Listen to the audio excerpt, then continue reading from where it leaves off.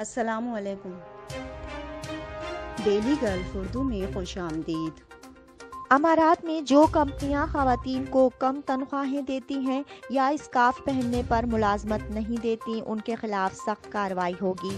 اس کے ساتھ ہی اماراتی حکومت نے کمپنیوں اور ان کے مالکان کو خبردار کیا ہے کہ کسی کو ملازم رکھتے وقت اس کا پاسپورٹ اور قومیت نہ دیکھی جائے، بلکہ اس کی تعلیمی قابلیت اور ملازمت سے متعلق مطلوبہ مہارت کو سامنے رکھا جائے۔ جو افراد مخصوص ممالک کے لوگوں کو نوکری نہیں دیتے یا ملازمت کے لیے اشتہار دیتے وقت چند ممالک کے شہریوں کو اپلائی نہ کرنے کا واضح طور پر کہہ دیتے ہیں، وہ خود کو قید اور جرمانوں کے لیے تیار رکھیں۔ دبئی نے غریب تارکین اور مقامی افراد کو مفت ڈرائیونگ لائسنس دینے کا اعلان کر دیا۔ آر ٹی اے فاؤنڈیشن کے اعلیٰ عہدیدار اور دبئی ٹیکسی کارپوریشن کے سی ای او ڈاکٹر یوسف العلی نے بتایا کہ ایمریٹس ڈرائیونگ انسٹی ٹیوٹ کے ساتھ سینکڑوں افراد کی مفت ڈرائیونگ کی ٹریننگ کے حوالے سے ایک سمجھوتہ کیا گیا ہے، جس کے تحت مختلف ممالک کے کم آمدنی والے منتخب باشندوں کو مفت ڈرائیونگ سکھانے کے ساتھ ساتھ انہیں بلا معاوضہ ڈرائیونگ لائسنس بھی جاری کیا جائے گا، جس میں فائل اوپننگ، تھیوریٹیکل اور پریکٹیکل ٹریننگ، فائنل ٹیسٹ اور ڈرائیور لائسنس سمیت تمام مراحل پر کوئی بھی فیس وصول نہیں کی جائے گی۔ دبئی اور شارجہ کے درمیان سفر اب بہت جلدی طے ہوگا۔ نئے پروجیکٹ کے بعد دو اہم شاہراہوں کا فاصلہ صرف 9 منٹ کا رہ گیا۔ تفصیلات کے مطابق شیخ محمد بن زید روڈ سے ایمریٹس ہائی وے تک پہنچنے کے لیے اب صرف 9 منٹ لگیں گے۔ پہلے یہ فاصلہ 25 منٹ میں طے ہوتا تھا۔ Dubai roads and transport authority کے ڈائریکٹر مطار محمد الطائر نے بتایا کہ الخوانیج کوریڈ پر سڑک کی تعمیر کے بعد اب ایمریٹس روڈ اور شیخ محمد بن زید روڈ کے درمیان فاصلہ صرف 9 منٹ پر سمٹ آئے گا۔ شارجہ میں مقیم پاکستانی نے انسانیت کی اعلیٰ مثال قائم کر دی۔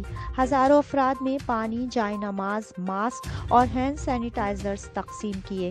شارجہ میں مقیم ایک پاکستانی بزرگ کورونا کی وبا کے مشکل دور میں انسانیت کی مدد کے لیے آگے آ گئے۔ 64 سالہ محمد داؤد نے ہزاروں افراد میں پانی کی بوتلیں، ڈسپوزیبل جائے نماز، ماسک اور ہینڈ سینیٹائزرز تقسیم کر کے لوگوں کے دل جیت لیے ہیں۔ اس کے علاوہ محمد داؤد ہر ویکینڈ کو شام 5 بجے اپنے 2 منزلہ گھر سے فوڈ ٹرالی کے ساتھ باہر آتے ہیں اور وہاں سے گزرنے والے تمام افراد میں خوراک بھی تقسیم کرتے ہیں۔ متحدہ عرب امارات میں کرونا وائرس کے نئے کیسز کا اعلان۔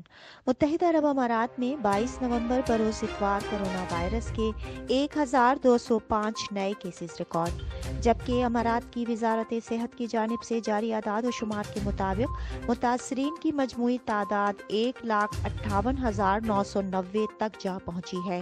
پچھلے 24 گھنٹوں میں 791 صحت یابیوں کے بعد صحت یابیوں کی کل تعداد 1,48,871 ہو گئی ہے۔ آج کرونا سے مزید 4 ہلاکتوں کے بعد ہلاکتوں کی کل تعداد 552 ہو گئی ہے۔ دبئی میں انتہائی زبردست آپریشن کے دوران انٹرنیشنل منشیات اسمگلرز گرفتار۔ کنٹینر منگوانے والا تاجر اسمگلنگ سے بے خبر نکلا۔ دبئی پولیس نے متحدہ عرب امارات میں منشیات کی بہت بڑی مقدار اسمگل کرنے کی کوشش ناکام بنا دی اور اس منفی سرگرمی میں ملوث انٹرنیشنل گینگ کو گرفتار کر لیا ہے۔ پولیس کے مطابق ملزمان نے 123 کلو گرام کرسٹل میتھ ایک ریفریجریشن والے کنٹینر کے نچلے حصے میں چھپا رکھی تھی، جو ایک ایشیائی ملک سے لائی گئی تھی۔